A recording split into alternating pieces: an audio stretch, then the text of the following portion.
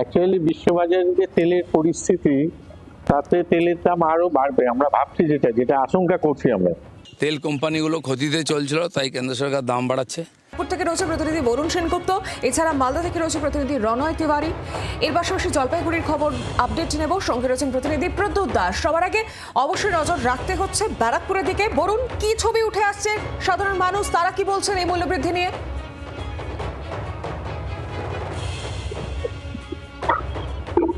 এই মূল্যবৃদ্ধি পেট্রোল ডিজেলে তা নিয়ে সাধারণত কিন্তু যারা রোজকার পেট্রোল ডিজেল যাদের লাগে তারা কিন্তু স্বভাবতই হতাশ।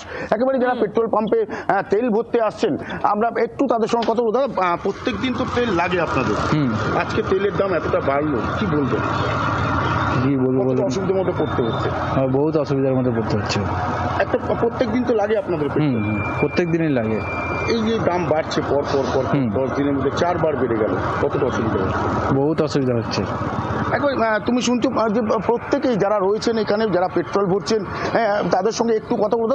পেট্রোল তো আপনাদের রোজই লাগে। হ্যাঁ, এই যে দাম বেড়ে গেল, কতটা অসুবিধা বলতে? কোনো অসুবিধা নেই, বাড়লো তো আমাদের কোনো ভুল নেই। 150 টাকা বাবু। হ্যাঁ, এটা তো হচ্ছে, যুদ্ধ হচ্ছে বলে তো তেল তো ওখান থেকেই আসছে না, তার জন্যই বেড়ে গেছে। হ্যাঁ, তো বাড়বে, আরও বাড়তে পারে যদি এরকমই পরিস্থিতি থাকে। কিছুটা অসুবিধা তো হচ্ছে। হ্যাঁ, অল্প অসুবিধা তো হচ্ছে, সেটাকে মানিয়ে নিতে হবে। মানিয়ে নিতে হবে, আমাদের নিজেদের ব্যাপার, এটা আমাদের দেশের ব্যাপার।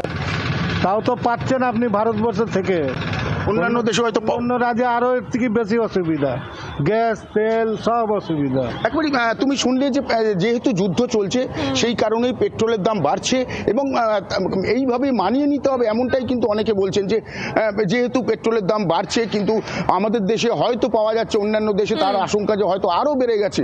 কিন্তু এই যে তারা মানিয়ে নেওয়ার চেষ্টা করছেন, যেহেতু মধ্যপ্রাচ্যে যে যুদ্ধের ভয়াবহ পরিস্থিতি তৈরি হয়েছে। তুমি সঙ্গে থাকো, এবার একটু জলপাইগুড়ির দিকে নজর রাখি। জলপাইগুড়ি থেকে রয়েছেন আমাদের অপরাধ প্রতিনিধি প্রদ্যুৎ দাস। প্রদ্যুৎ, কি বলছেন সাধারণ মানুষ, আমজনতার কি বক্তব্য? দেখো, পেট্রোল এবং ডিজেলের দাম জলপাইগুড়িতেও কিন্তু বেড়েছে, প্রায় 3 টাকা প্রতি লিটার প্রতি বেড়েছে পেট্রোল এবং ডিজেলের। আমি ছবিটা দেখানোর চেষ্টা করছি। দেখো, পেট্রোল পাম্পে যে এই যে 113 টাকা এই যে দেখাই রয়েছে যে 46 পয়সা, এবং এই যে ডিজেলের দাম যে বেড়েছে, পেট্রোল পাম্পগুলোর মালিকরাই কেন কি বলছে, কেন কি কারণে, আমরা একটা কথা বলে নেব, কি কেন বলবেন, কি বলবেন? অ্যাকচুয়ালি বিশ্ববাজারে যে তেলের পরিস্থিতি, তাতে তেলের দাম আরো বাড়বে আমরা ভাবছি, যেটা আশঙ্কা করছি আমরা, যে তেলের দাম বাড়বে। আর কিন্তু মানে এখন সেটা আস্তে আস্তে বাড়ছে, লাস্ট অব্দি যে কোথায় গিয়ে ঠেকবে সেটা বলা মুশকিল, সেটা বলা যাচ্ছে না এখন। এই পরিস্থিতিতে এখন আমাদের ব্যবসাও খুব মুশকিল হয়ে যাচ্ছে, ব্যবসায়ের খুব ক্ষতি হচ্ছে। সরবরাহ ঠিক আছে, সরবরাহের কোনো অসুবিধা নেই, কিন্তু এইভাবে দাম বাড়লে পরে তো আমাদের ইনভেস্টমেন্ট অনেক বেড়ে যাচ্ছে, সেই তুলনায় আমাদের যে রিটার্ন যেটা সেটা সেরকম কিছু হচ্ছে না। দেখো, আমরা কথা বলবো এবং ছবি দেখানোর চেষ্টা করবো পেট্রোল পাম্পগুলোতে যারা আসছেন মানুষজন, তারা কি বলছেন আমরা যদি কথা বলে নেবো। পেট্রোলের দাম বেড়েছে, এদিকে যুদ্ধ একটা পরিস্থিতি, এই যে সরবরাহ, কি বলবে? 200 টাকা পেট্রোলের দাম বাড়ছে তো দেখছি, তবে দীর্ঘদিন থেকে তো বেড়েই যাচ্ছে। এটা একটু কমালে আমাদের দিক থেকে সুবিধা হয়, কারণ আমরা তো চাকরি করি, যাতায়াত করতেই হবে গাড়িতে, তারপরে যতটা পারছি কম চালাচ্ছি, সরকারকে দেখাবো। দেখো, আমি এই প্রসঙ্গে বলে রাখি, জলপাইগুড়ি কেউ মানিয়ে নিচ্ছেন তো কেউ বলছেন ক্ষতি হচ্ছে, কিছুটা সমস্যা হচ্ছে। সঙ্গে থাকো তুমি, আমি একটু মালদার দিকে নজর রাখবো। সেখান থেকে রয়েছেন আমাদের অপরাধ প্রতিনিধি রণজয় তিওয়ারি। রণজয়, ঠিক কি জানা যাচ্ছে, স্বাভাবিক মানুষজন তারা কি বলছেন, যারা পেট্রোল পাম্পে আসছেন তারা কি বলছেন?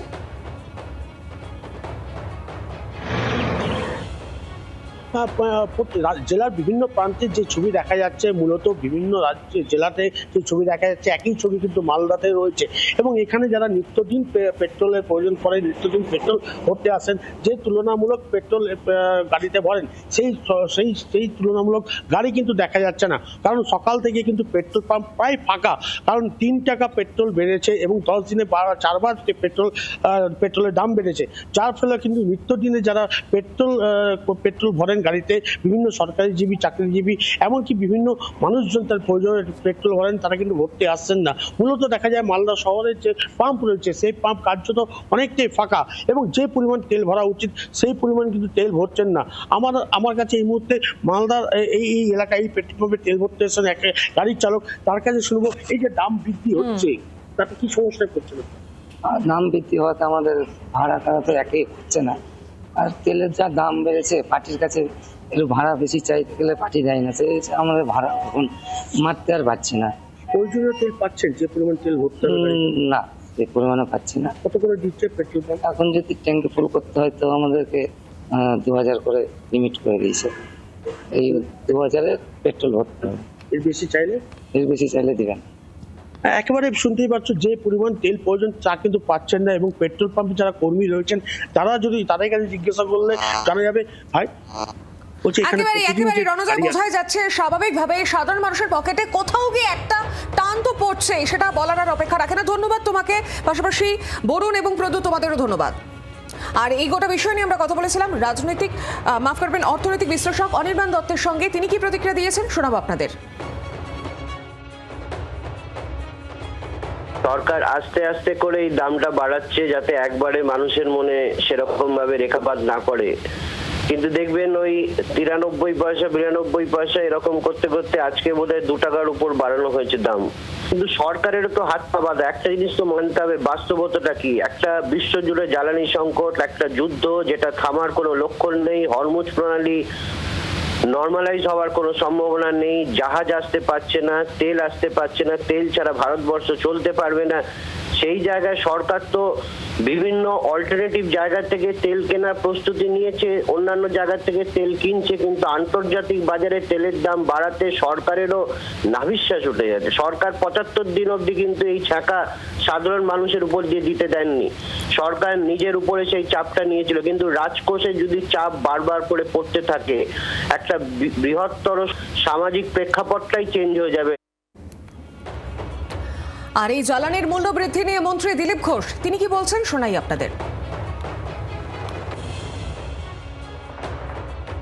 ক্রাইসিস চলছে এখন, তেল কোম্পানিগুলো ক্ষতিতে চলছিল, তাই কেন্দ্র সরকার দাম বাড়াচ্ছে। সারা বিশ্বের দিকে একটু তাকালে বুঝতে পারবেন কী পরিস্থিতি হচ্ছে। পেট্রোলই পাওয়া যায় না, রাত জেগে জেগে লোকে নেয়। এখন অ্যাভেলেবেল আছে, কিন্তু অয়েল কোম্পানিগুলো বহুদিন ধরে ক্ষতি স্বীকার করে চালাচ্ছিল, তাই তাদেরকে একটুখানি তো সুযোগ দিতে হবে, নাহলে কোম্পানি বন্ধ হয়ে যাবে। আর পশ্চিমবাংলা সরকারও সব রিভিউ করছে, এখানকার তো ভাড়ারও শূন্য, হাতও শূন্য, সেজন্য সরকারকে ইমিডিয়েট কোনো হাত দিতে গেলে সরকার বেতন দেওয়া মুশকিল হয়ে যাবে। মাননীয় মুখ্যমন্ত্রী দিল্লি গেছেন, কথা বলছেন, এখানে ক্যাবিনেট মিটিং হচ্ছে, সেক্রেটারি মিটিং আছে আজকে, তো এই ব্যাপার নিয়ে আলোচনা হচ্ছে, যথাসময়ে আমরা ডিসিশন নেব। বাংলার আওয়াজ, বাঙালির আবেগ, জি 24 ঘন্টা।